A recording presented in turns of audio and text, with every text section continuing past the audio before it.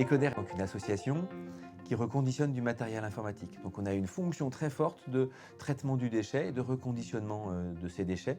On reconditionne à peu près entre 10 et 15 000 ordinateurs par an. Donc ce sont des ordinateurs qu'on va revendre. Il y en a à peu près 3 000 qui vont vers des structures sociales, donc qui vont être directement utilisés par des personnes qui ont besoin d'acheter des matériels informatiques à des très bons prix, voire même qu'on va donner. On a été en particulier appelé pendant la période de confinement très fortement par tout un tas d'associations pour faire des opérations de réduction de fractures numériques, donc de mettre à disposition du matériel auprès de personnes qui n'avaient pas les moyens de pouvoir s'en offrir en neuf.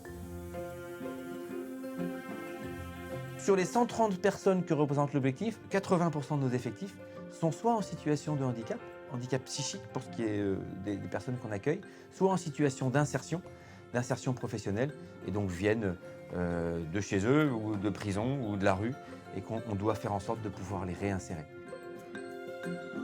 Ecoder, on a une chance folle, c'est qu'on est un acteur qui répond et qui coche un certain nombre de cases sur lesquelles on est beaucoup attendu.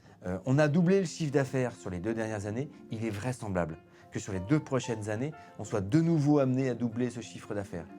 On est aujourd'hui sur 3 sites. On a dans le projet de construire un 4e site durant l'année 2021 et vraisemblablement un 5e site durant l'année 2022.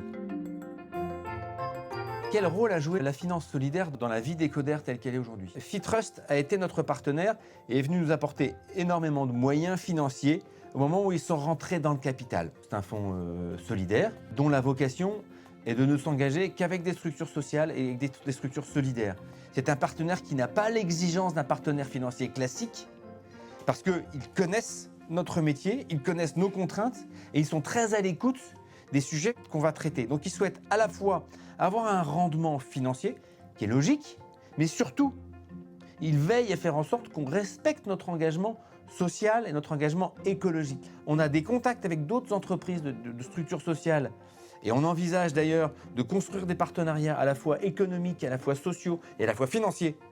Grâce à l'entremise de Fitrust, la finance solidaire, c'est véritablement quelque chose à approfondir, à faire fructifier et c'est pour Ecoder, et je pense d'une manière générale, un outil déterminant du développement et qui est attendu par la société qui nous entoure. La crise qu'on vient de vivre a mis un focus particulier sur ces sujets-là et on voit bien que tout le monde de l'ESS aujourd'hui est un monde qui est en pleine effervescence et sur lequel on est beaucoup attendu. La finance solidaire est le rouage, le levier qui va permettre à toutes ces structures qui sont en train de se lancer de pouvoir éclore le plus vite possible.